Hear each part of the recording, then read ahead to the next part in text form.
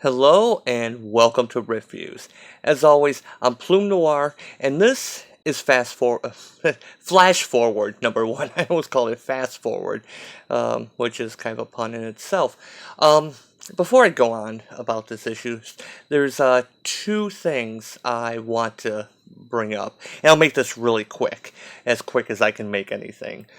First off, I was reading comics back when the original Crisis came out, and yeah, I was a fan of The Flash. I liked Barry Allen. And as you know, at that time, it really wasn't a good time for Barry Allen in the comics. His comics were actually kind of bad. Um, so when Barry died and Wally West, Kid Flash stepped up, even I was like, I don't know about this. This is just a kid stepping up and stepping into the boots of his mentor, which hadn't really been done then. And so I bought Flash number one and, followed, various series he was in. Eventually he joined the Justice League International before going on to, the JLE and everything. But the point about that is that they made a big point of saying that um, he, people people held it against him, other characters in the universe, that he wasn't Barry. Who was he to call himself the Flash? And I bring this up because, sorry, I got my cat crawling all over me. I bring this up because it's kind of funny how DC, did that then. And then, even when after Ted Kord died and they brought in like the new Blue Beetle, kind of had to earn their stripes. And it's so much better than what Marvel likes to do, where, oh, hey, here's a character that has someone else's name, and everyone just loves them, and they're fantastic and great and everything, and they're instantly loved. And it doesn't work like that. And so just, reading this again just reminded me of that, and how much better DC is at that. The second thing I want to bring up, and that's kind of a good memory, because those issues and Wally growing into the Flash mantle was really good. And it didn't just happen over 12 issues. This happened over years. He really didn't step out of out of Barry's shadow until Flash number 50, when he got the shiny suit. Now this brings me, like I said, to the second point. Problem about this is, I mean, it reminds you of this. It reminds you of Heroes in Crisis. And Heroes in Crisis was really bad. Um, Not just from the storytelling. The art for most of the issues was really good.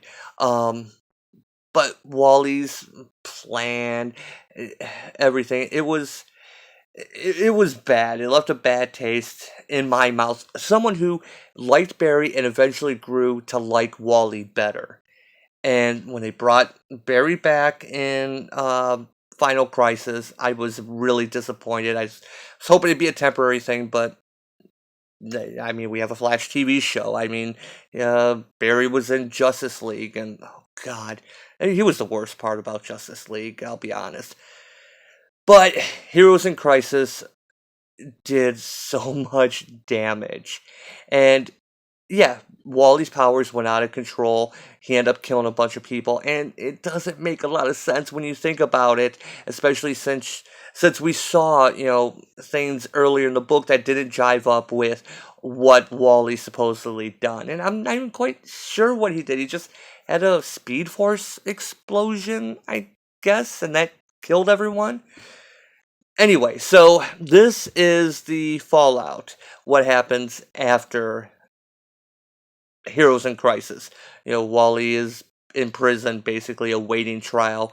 Um, and this book's kind of weird. I knew they'd try and do some type of redemption arc. Um, and this is going in a whole different direction than I expected. And this book is kind of sad. It's really kind of depressing. And it's written by Scott Lobdell, who, you know, Scott Lobdell to me is the writer equivalent of Mark Bagley as he is to art. Um, he gets the job done. Sometimes it's really good, but you know what you're getting into. Um, I would call he's mid tier. And it kind of varies, and I have nothing against Scott Lobdell. The art in this book is pretty good. It opens up with this dude who is Tempest Fugonaut. I had to look him up. I had no idea who this guy was. It turns out he's a character from Sideways, which I never read that series. Um, and he's basically, controlling the dark universes. And as you know, that's something going on with Justice League right now, the dark universes. So this is tying into that. Um, Really interesting. So be aware of that. If you're following that whole story with the dark multiverse, you'll want to be you'll probably want to pick this up because this dude who has a very celestial like presence to him. He's trying to fix the multiverse on layers we can't even fathom, but this is too much for him, so he's going to need someone to help and take care of this for him. He's going to need his Silver Surfer type person, I guess. I'm going to try and go through this really quickly. And then we get a flashback. We get a bunch of flashbacks to things that happened during the Heroes in Crisis time. um, Interesting thing, Roy Harper points out that there's milk expired in the fridge, but Wally points out that, the label says narc, not touch. He was drinking unpasteurized milk centuries before we were born. So, yeah, that's a neat little touch. And then we cut to Wally laying in his prison bed. Um, like I said, the art's good. I like the art. The problem is, a lot of the times, and I think they're supposed to be showing him, he's probably not eating well. He's so wrapped with guilt. His cheeks are sunken. But a lot of the times, he looks like Carnage, with the red hair going everywhere and being all gaunt. So he is in Blackgate, the super villain prison, because they don't know where else to put him, and because he is so powerful, he's a Flash. Um, they put a control collar on him, just like all the other inmates, so that he can't use his powers, but it doesn't mean he still can't get shivved. And he's just like, yeah, whatever. He's ready to die. His spirit is completely broken. Which, if you remember, at the end of Heroes in Crisis, it ended with a little bit of hope. When you had the two-time Wallys, past Wally, future Wally, and he was about to kill his future self, and they basically talked him into life is worth living, and got a little bit of hope. That's gone. That is gone in this. We got a 2-page ad here. Wally ends up being saved by the villain Murmur, who just wants to watch him suffer. And then it pulls at your heartstrings. The warden comes in, and just because we're temporarily hosting you doesn't mean you get special privileges. You got a visitor, 10 minutes like everyone else. And he says, the Titans, the Justice League. I made it clear I didn't want to talk to anyone. Who is it that comes in? It's Linda Park. Now, as you know, in the pre-New 52, pre-Flashpoint, they were married, had kids, happily married. But here, they never had a relationship. Their kids don't exist, and she's a reporter. The rumor is you're dropping your legal counsel. You're pleading to all charges. It says, I lost control. People died. Good people. And so, yeah, he's seeing, the love of his life, talking to him like he's just the story. And he eventually just walks away. It's gut-wrenching in that, regard.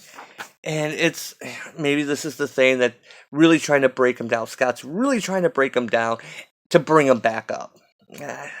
I don't know.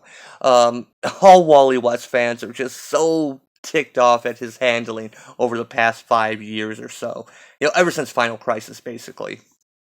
We have a segue here, not a segue, but a little cutaway, where Thanagarian finds Metron's chair and fries his brain. So we know this is going to play into it later.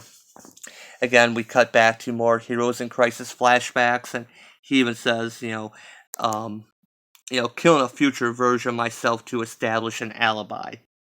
How crazy was it? It made sense. How crazy was I that it made sense at the time? but he says, he can't sleep. And here's where we get the scene where Girder and Tar Pit break into his cell.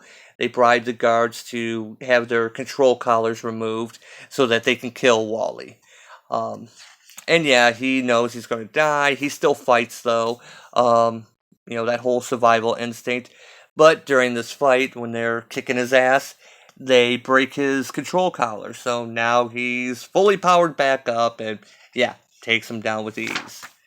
And that's when we get the Tempest Dew shows back up, and it gets near to the end of the book. And I'm going to stop right here, because basically he needs someone to fix the dark multiverse. So he's going to use Wally, because Wally has become, because of everything that happened with Flashpoint, he's kind of unstuck in time, kinda. And Tempest even says that Wally doesn't even realize the abilities that this gives him.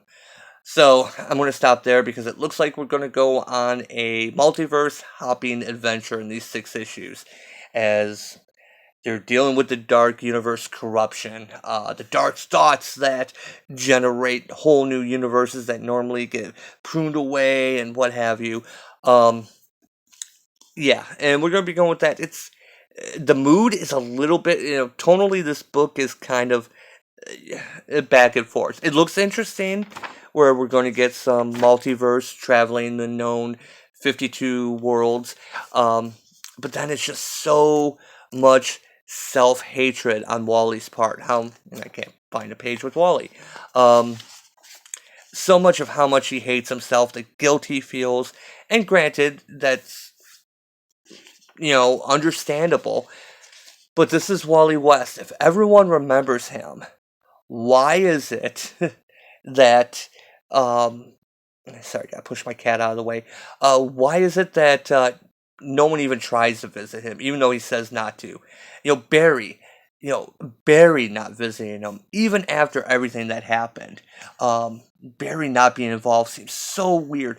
And another thing that's really weird about this is that they send Wally West, the Flash, a Flash, to Blackgate. Now, Wally West is, again, we don't know how much the timelines have been changed and what is really carried over, what has been brought back. But Wally West knew everyone. He knew all the secret identities of the heroes. Would Batman really allow him to be put in the general population at Blackgate with all these villains when he had no way to defend himself? I mean, look at some of these people. Still gotta get back to this page here. Still got a pretty good size difference here. Around the worst of the worst. Batman would have pushed to have him in solitary, because if there's anyone that can be tortured and, spill various secrets of the heroes, especially after being in Sanctuary, you would think Batman would want to keep an eye on him. No, he's just in GP. Yeah, that's where we're going to put him. So what do I think about this issue? The art's good. I'm not really sure what Scott Lobdell. I really hoped that they were just going to ignore Heroes in Crisis. I know there's that Poison Ivy Harley Quinn book, which I picked up. I haven't read yet. That came out like a week or two ago, which also follows up from Heroes in Crisis. So it's definitely staying in continuity. I don't know why they did this to Wally. I guess maybe just to make him even more different than Barry Allen. I guess give him a separate job, or I don't know. But yeah, this book is, like I said, it has too much of the baggage of Heroes in Crisis, and because it keeps flashing back to that. The positive thing is, if you have no idea who this guy is, Lobdell gives you enough of a backstory on him through what, talking about himself, that you get the gist of who he is. If you didn't read Heroes in Crisis, and God bless you, I envy you, you'll get pretty much the gist of that as well. It went bad. Wally killed a bunch of people and feels like garbage about it. There, you got it. Um, so Scott does a good job of bringing you up with that. Um, but the whole issue as a whole, I'm going to go 3 o'clock. I think it has potential. You know, we like Wally because he's lighthearted. He's a happy-go-lucky person.